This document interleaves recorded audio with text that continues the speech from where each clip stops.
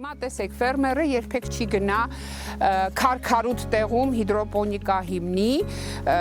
որ կարողանա հիդրոպոնիկայով բան աճեցնել։ Մի սխալ ուղղություն էլ գնում է, երբ որ բերի հողերի վրա դրվում է հիդրոպոնիկ ջերմատուն։ Մենք դրան կտրուկ դեմ ենք, հողը մնում է հող։ Հիդրոպոնիկան պետք է դնել այն վայրերում, որտեղ հնարավոր չի բույս աճեցնել։